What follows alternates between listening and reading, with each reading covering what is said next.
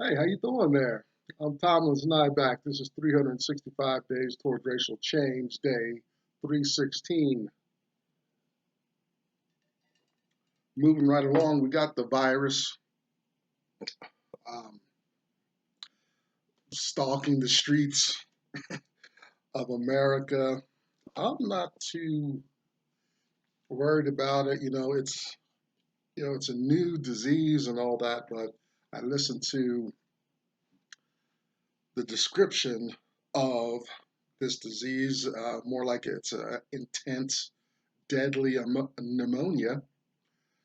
I've a few decades ago, I almost died from a pneumonia. So I'm not afraid too much. I'm not jammed up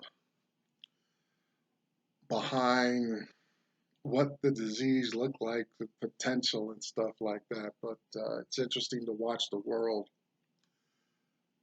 go through its challenges, uh, having been there.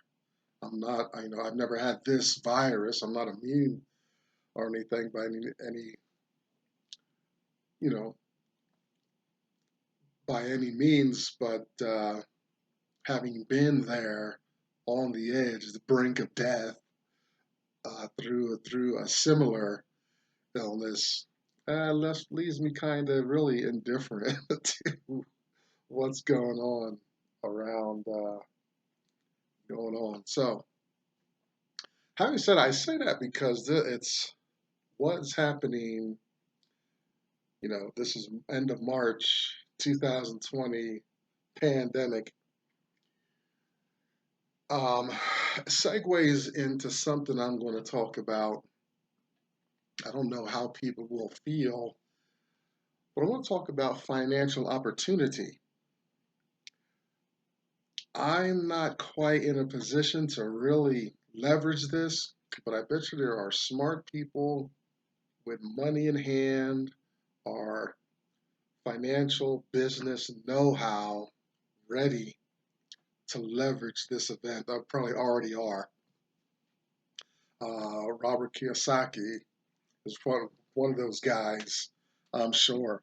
Markets down, businesses are closed, and it's opportunity because as things restart, ramp up, reset, there's going to be people, hungry, and opportunities. I mean, already here, right? Um, so I wish I had some super liquid finances right now and the knowledge to know how to leverage that properly so I don't get ripped off. And but this time next year, it'd be set for life. You're going to hear those stories, trust me. So, before we get into our little 15 minutes spiel about socioeconomics, that's going to have the flavor of ethno-aggregation and things like that, let's talk about the virus, an illness, pandemic. What's that mean racially? What's that look like for Black folks in America? Something disturbing. I watch CNN a lot, probably more than is healthy. I really like it because it's kind of gives me it's the most realistic look at the world that I can find anywhere on television. Unlike CNN's competitor, Fox Friends and over there and stuff, their idea that they just don't give the news as impartially. I was like, no, now CNN is partial, obviously, yet they're just more balanced. You could tell they're endeavoring to give us a more objective message. They can call faults on both sides of the aisle. Now, I bring up CNN because, and racism, this is all going to come together. Their reporting is not all that colorful. Let me put it that way.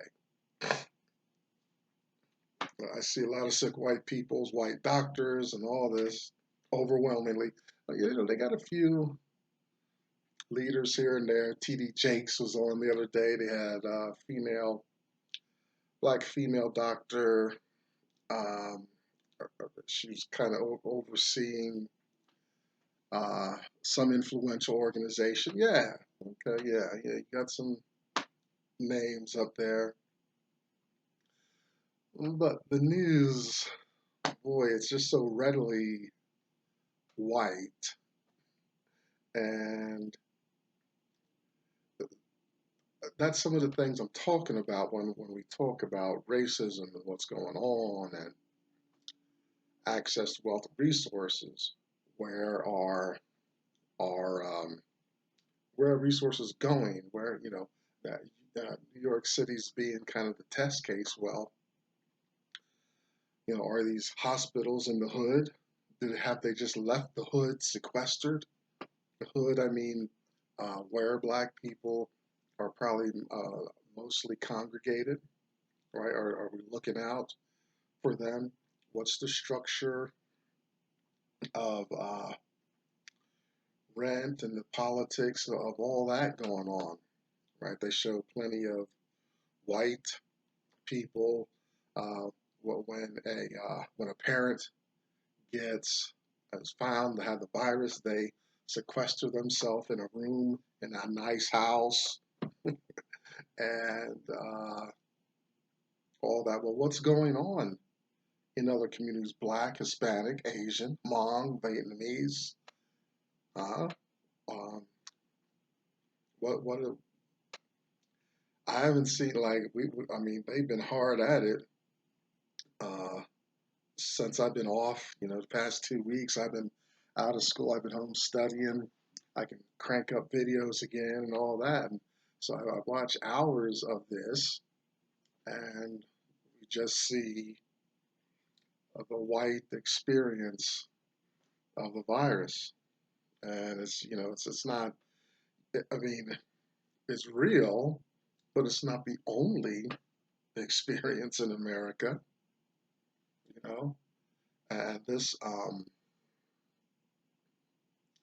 the optics, the visibility of what we're looking at, that's going to have an impact and influence on the direction of resources. What illness looks like, recovering from illness looks like, and whatnot. So it's very granted. Like I'm probably a little hypersensitive because I've been doing 300 plus videos of this topic. So I'm always like, well, where's black folks in this equation? Um, how are black people being treated? Or do black people have a voice? Are they being treated equally? Access to wealth and resources? You know, this financial stimulus package. One day I need to write this down probably. I need to do something about this religion of work and these jobs. What one thing we have to, I hope we're watching, is how with the country shut down, people have some time to think. I hope that people like me, and this is everybody. I'll put everybody, whites, blacks, everybody, have taken a step back and said, why the hell am I working my fingers to the bone when the government can just put resources in the system? Maybe next video. I forgot to get it out. My book, Creature from Jekyll Island. But like this cessation of work is dangerous mentally and psychologically for capitalism because It shows like we're just dancing around in this stupid ass system when I'm not self-determining myself, my life, what I want to do. Like you got this, you set up this religion, and it is like a religion of work and jobness, where the country is just stuck. And this is from slavery times. Since the time of slavery, white folks have put this system in place where uh, the privileged get to self-determine, where the privileged get to control, and the privileged get to do this and that. And, this total reset globally is a perfect opportunity for people to snap out of it. It's like almost like the Wizard of Oz when the Wicked Witch is destroyed, her minions kind of snap out of it. They've been under a spell, and they're like, "Whoa, well, I thought who I thought was my enemy is actually my friend. I'm waking up. I'm ready to do like the latest Justice League movie, where they resurrected Superman, right? When they destroyed the villain's weapon, his minions were snapped out of it, and they could self-determine their lives. The first thing they did was kill the villain's ass. So so this disease is is an opportunity in a lot of ways. I've already felt like, well, what am I working for this guy or this woman for? They're not in, and it's something I learned long before I started this project. Like the system is not working for me. I am just a non-entity cog, uh, expendable node in the system, and I don't see the system reciprocating my energy, um, where I can have ease of movement as my white counterparts. I don't have, I'm not self-determined. I'm not educated about the intricacies of the system and how to leverage the system to work in my favor as my white counterparts. Huge. So there's like huge implications. The president is like, he wants to hurry up and get America back to work. But the disease is, see, it's a blessing and an opportunity in some ways, right? Now the whole economic playing field got leveled, and it's going to be interesting to see what recovery is going to look like. Me, I wish I had a big nest egg of money and the mind to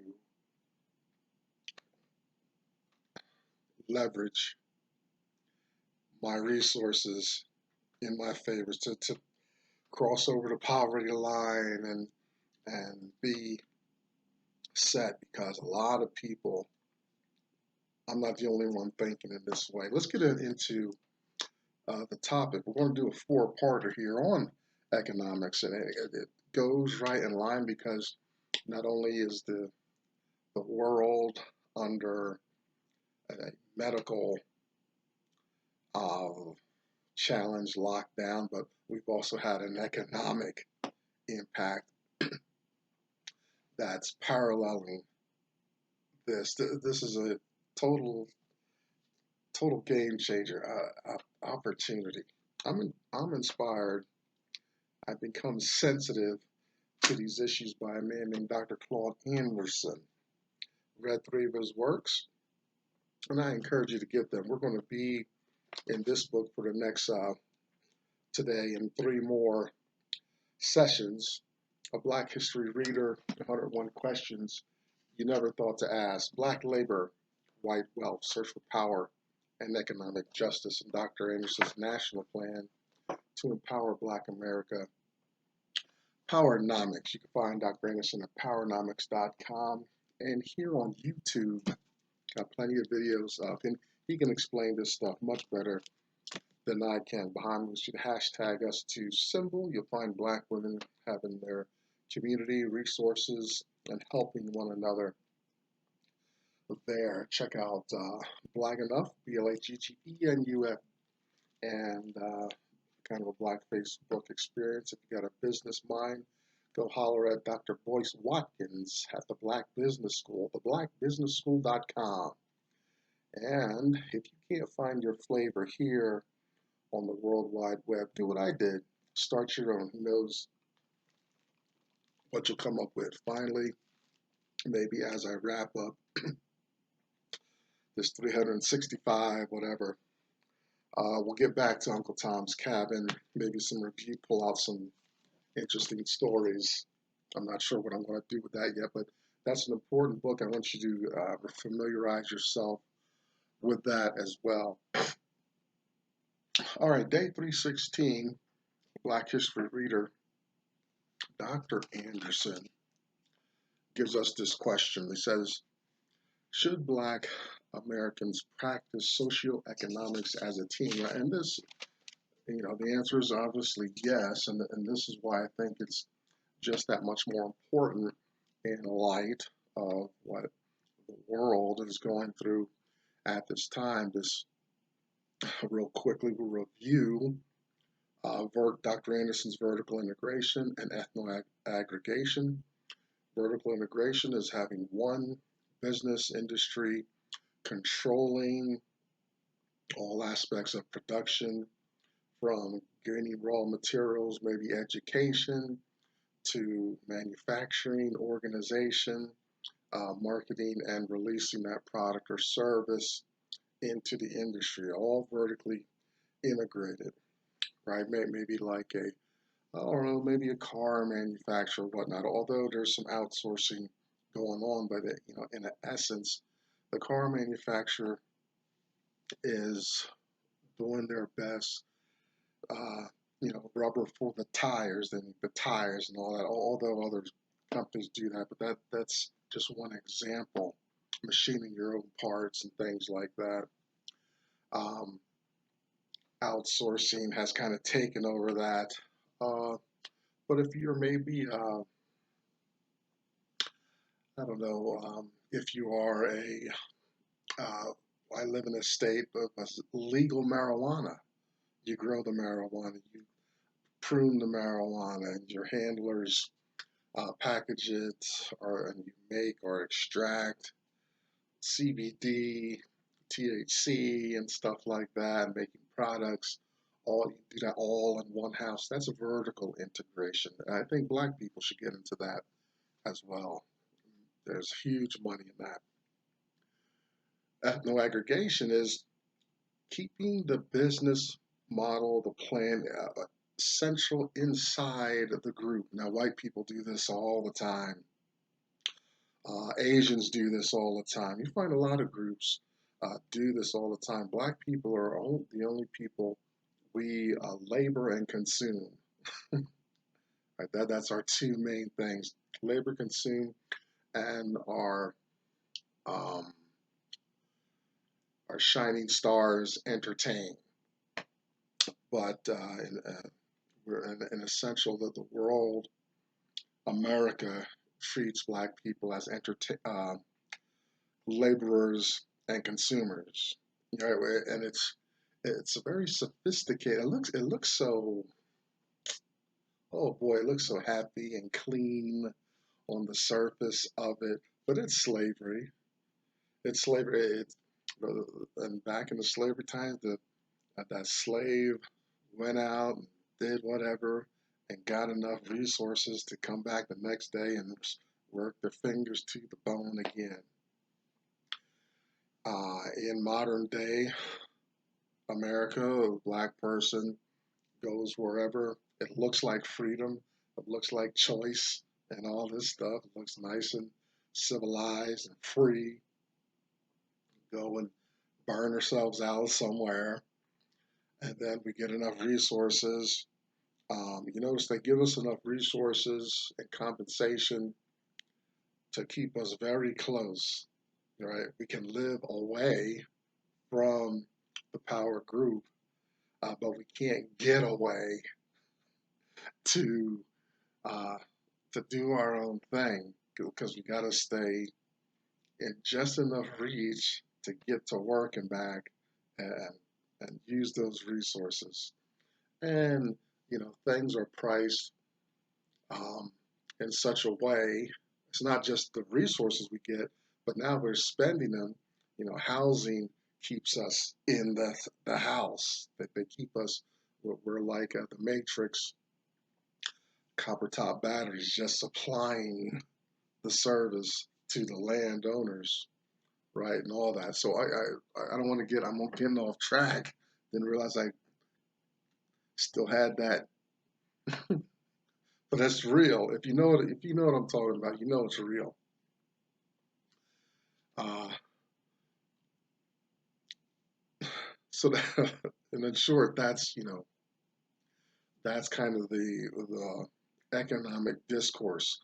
Now, if Black people ever come together, that's the socioeconomic unity organization that Dr. Anderson is promoting here in this question. That's a solution to breaking that cycle. That is what we got right now with this virus, right?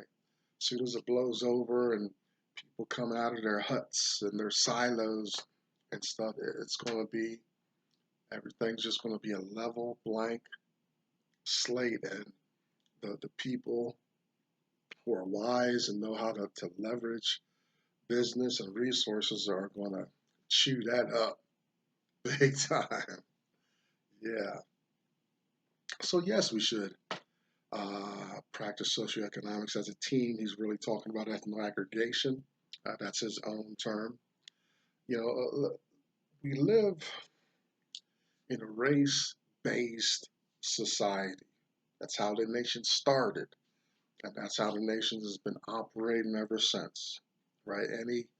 Any kind of gains, um, ease of restrictions, rights that Black people get is it's dispensed by white folks. It's never Black folks elevating to a position of equality and competitiveness. It is, you know, Black folks make enough noise, or something becomes public and is a concern, and then a group, mostly white people, um, who generally not been challenged as deeply, as far historically, systemically as Black people, they go into some back room and do their little deliberations. Then they come out and unveil some some package on behalf of Black people while making their position better. Right? It's never make Black people equal and competitive. It's you know as white folks, we dispense some rights, wealth, resources, but trust me, we are reserving some power to keep the gap between us, right? And we are all, us white folks are, we're all in on the scenario that makes it work, that keeps us up and keeps you down. Uh, so Black people, in a sense, have to understand that little dynamic. I don't think Black people as a group understand that, well, we need to wake up out of this belief that we're living the same American experience as our white neighbors. With white and blacks are having two different experiences, and it's been that way since the nation started. Um, Dr. Anderson, he gives us a nice little quote here, page 48. He says, "Remember, racism is the power of one group, whites, to control the lives and opportunities of another group." That's what I was just talking about, blacks. The word racism came from the economics of slavery, the economic and social injustices racism imposed on blacks because of their skin color are now institutionalized. Blacks must work together as a socioeconomic team. And I wanted to say something. I wrote this, I wanted to put this in the description underneath here. One of the complaints that white people use in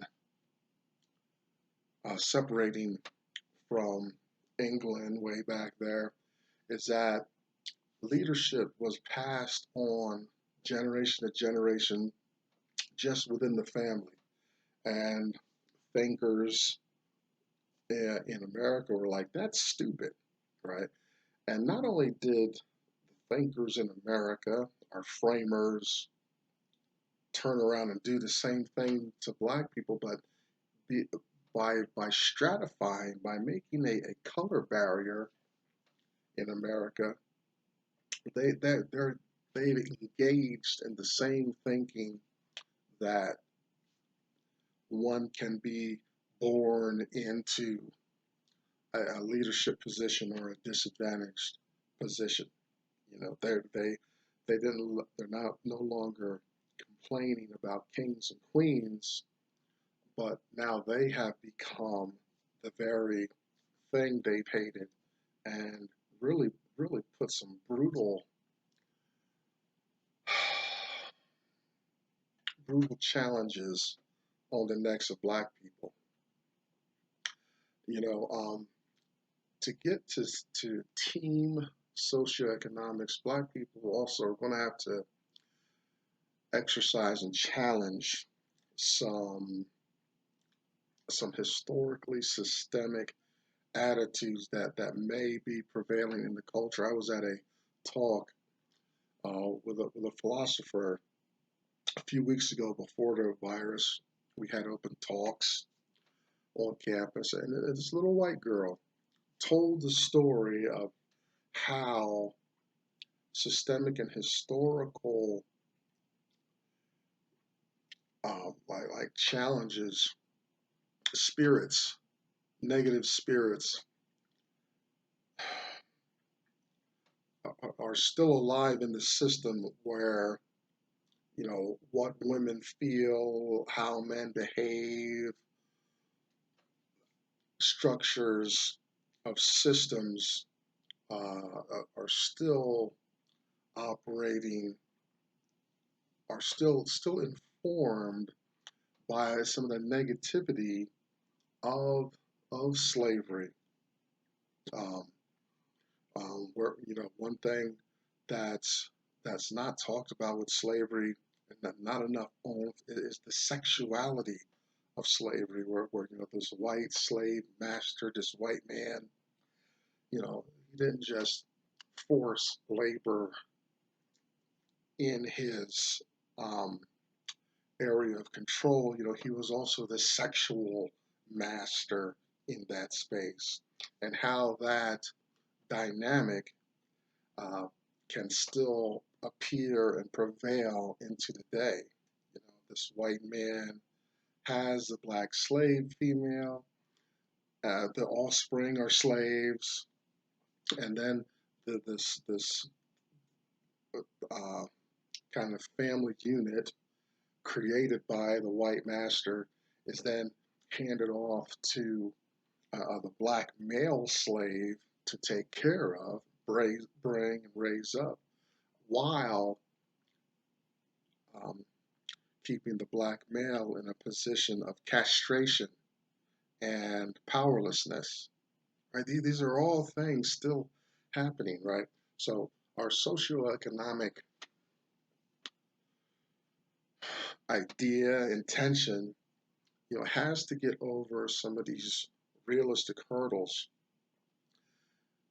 I readily look at these things like, yeah, I totally agree. I shook her hand as I said thank you because I feel this from black women. I see it in black men. I think I live it to some degree, and it's a very real problem. So there's a bunch of first steps, uh, but understanding history, understanding who we are is going to be um,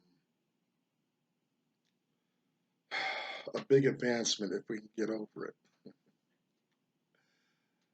Anyway, listen, I'm out of time. Don't want to hold you hostage, but that's part one. Come back tomorrow. We'll talk. We're going to talk more about this. This is important.